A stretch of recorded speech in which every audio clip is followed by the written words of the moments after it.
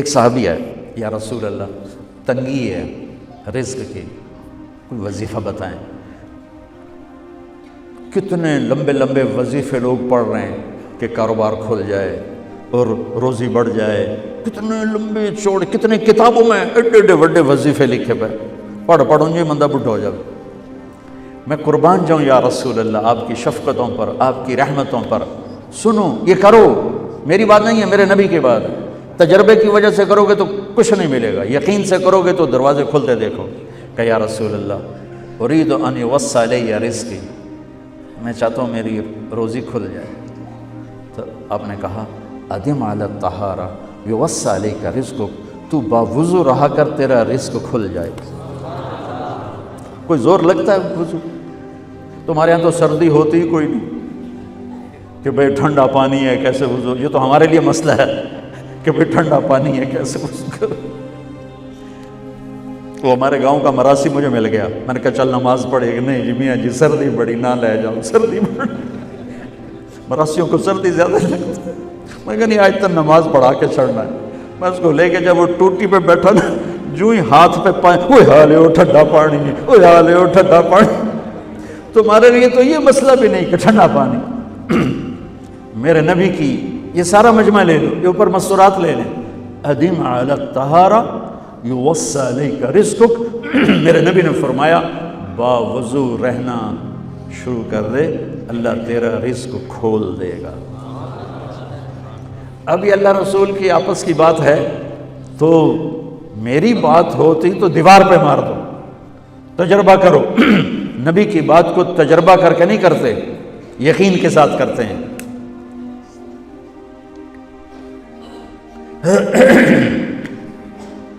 ادم علی الطہارہ یوسع علیک رزقک، باوضو رہا کر۔ اچھا باوضو رہنے کے اور فائدے، اللہ پیار کرتا ہے، شیطان ڈرتا ہے، اور وضو ہوگا تو نماز آپ ہی پڑھی جائے گی، چلو یار وضو ہے 4 فرض ہی پڑھ لگی۔ ایک دفعہ شیطان آیا ہمارے نبی سے ملنے، تو آپ نے اس سے پوچھا تیرے دشمن کتنے؟ کہنے لگا 15۔ آپ نے فرمایا کون کون ہے؟ کہنے لگا پہلے تو تھوڑا ہی نمبر ہے، پہلا نمبر تو تھوڑے نال میرا لگو ہے۔ پھر کہنے لگا وہ مسلمان جو 24 گھنٹے باوضو رہتا ہے وہ میرا بڑا دشمن ہے۔ جو باوضو رہتا ہے اور باوضو سوتا ہے، ایک فرشتہ اس کے لیے بندگی کا ثواب لکھتا رہتا ہے۔ خیر واپس آتا ہوں، میرے نبی نے فرمایا 4 باتیں لے لو اور دنیا بھی تمہاری آخر، ساری PIA زندہ ہو جائے گی، ساری اکانومی زندہ ہو جائے گی، ساری معیشت زندہ ہو جائے گی۔ 5 بھی نہیں، ایک انگلی بھی آپ نے نیچے کر دی، کہیے بس اتنی لے لو۔ حفظ و امانت، صدق حدیث، حسن خلیقت، عفت فی طعمت۔ کیا خوبصورت! ساری زندگی کسی کو دھوکہ نہ دینا، دیانت داری۔ میرے ملک کے ادارے کیوں ڈوب گئے؟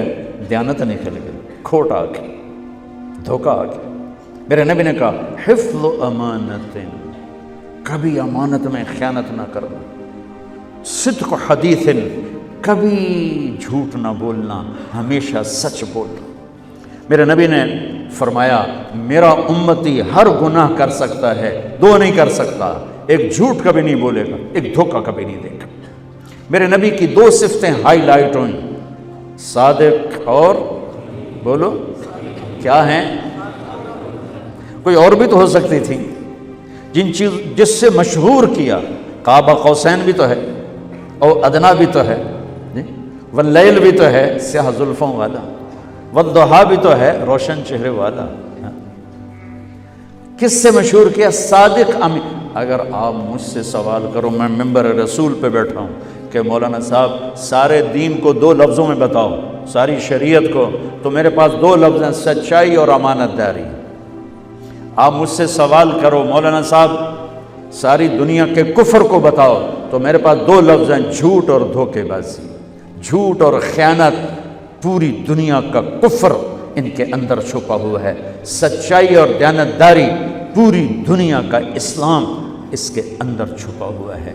دیانت اور سچائی یہ بیج کی طرح ہے، اور پورا اسلام پھر باغ بن کے پھلتا پھولتا ہے۔ جھوٹ اور دھوکہ یہ بھی بیج کی طرح ہے، پھر اس سے کفر کا جنگل کانٹوں بھرا جنم لیتا ہے۔ میرے معاشرے سے جھوٹ نکل جائے، دھوکہ نکل جائے، یہ پاکستان جنت کا ٹکڑا ہے۔ اور یہ حکومت کے بس کب نہیں ہے کہ وہ سب کو سچ بلوائے، یہ مجھے کرنا ہے، یہ مجھے کرنا ہے، میں نے اور آپ نے اس کو شروع کرنا ہے۔ حضرت جریر بن عبداللہ یہ یمن کے شہزادے تھے، آخری حج پہ مسلمان ہوئے۔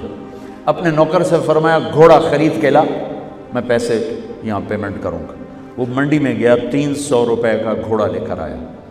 جب انہوں نے گھوڑوں کو دیکھا تو وہ قیمتی تھا، مالک کو پتہ نہیں تھا، اور یہ گھوڑوں کی نسل کے پہچاننے والے اس سے کہنے لگے تیرے گھوڑے کے 400 کر دوں؟ کر دوں۔ بڑا حیران ہو کے دیکھنے لگا، بھائی ہے کہ آپ تو مجھے چیز خریدنی ہے تو میں گھٹاتا ہوں، اور اجمل نے بیچنی ہے تو یہ اس کی قیمت بڑھاتا ہے، اور یہاں خریدار کہہ رہا ہے 400 کر دوں؟ وہ کہنے لگے کر دوں۔ کہ 500 کر دوں؟ کہنے لگا کر دو۔ کہ 600 کر دوں؟ وہ تھوڑا تھوڑا گھبرانے لگا، بھائی یہ چکر کی ہے۔ 700 کر دوں؟ 800 کر دوں؟ وہ کہنے لگا حضور تسی لینا تو لو، پر میرا مذاق تھا نا، تسی اٹھاؤ، کدی لین والے بھی پیسے بتائے، تسی میں نے 300 دے میں جاواں، کہنے کہ اس کو 800 دے دو اور گھوڑا باندھ دو۔ وہ حیران خوشی سے چھلانگے مارتا ہوا گیا۔ تو جب وہ چلا گیا تو نوکر نے پوچھا میں جب 300 میں سودا کر کے آیا تھا تو 500 کس خوشی میں بڑھائے؟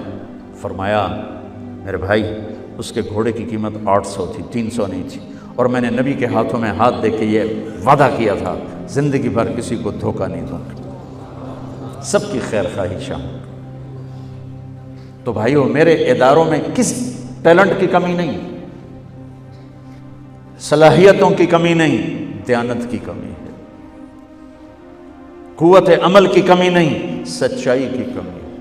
حجاج بن یوسف ایک ظالم گورنر گزرا ہے، اس کے خلاف بغاوت ہوئی، وہ ناکام ہو گئی۔ تو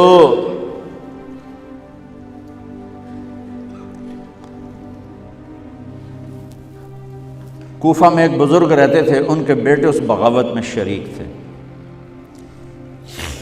وہ چھپتے چھپاتے کئی سال کے بعد واپس آ گئے۔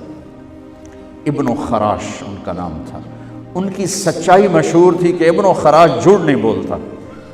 حجاج کو پتہ چل گیا CID سے کہ آ گئے، تو اس نے کہا آج ابن خراش کا امتحان ہوگا۔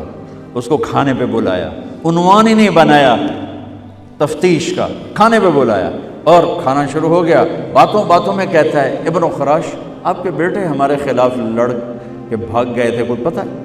تو ابن خراش ہنس پڑے، کہنے لگے حجاج زندگی موت تو اللہ کے ہاتھ میں ہے، گھر آئے بیٹھے۔ تو اس نے کہا تیری سچائی کو سلام کرتا ہوں، اگر تو جھوٹ بولتا یہیں تیرا سر اتارتا، پھر تیرے بیٹوں کا جاؤ سلام ہے تیری سچائی کو، تیرے بیٹے تجھے مبارک ہوں، مسلمان جھوٹ نہیں بولتا۔ میرے نبی سے پوچھا گیا یا رسول اللہ کیا مسلمان بزدل ہو سکتا؟ کہا کیا مسلمان بخیل ہو سکتا؟ آپ نے کہا۔ پھر پوچھا گیا جھوٹ بول سکتا؟ کہ نہیں، جھوٹ نہیں بول سکتا۔ تو دو باتیں حدیث پاک کی، صدق و حدیث، حفظ و امانت، یہ دو باتیں زندہ ہو جائیں تمہارے سارے ادارے زندہ ہو جائیں، ہم نقصان سے نکل کر نفع میں آ جائیں گے، نفع میں آ کر اوروں کو دینے والے بن جائیں گے۔ اس ملک میں اتنے خزانے اللہ نے چھپائے ہیں، اور اس ملک میں اتنے اللہ نے استعداد والے لوگ پیدا فرمائے ہیں، صرف دو چیزوں سے ہم مار کھا رہے ہیں، ہمارے جو ادارے ڈوب رہے ہیں، وہ گلگت سے لے کر گوادر تک، اس میں وسائل کی کمی نہیں، سچائی کی کمی ہے، دیانتداری کی کمی ہے، اور یہ ریلیٹڈ ہے رب ہونے کے ساتھ، کہ ہم نے اللہ کے رب ہونے میں شک کیا تو ہم غلط راہوں پہ چل پڑے۔ رب تو اللہ ہے، دینے والا تو اللہ ہے۔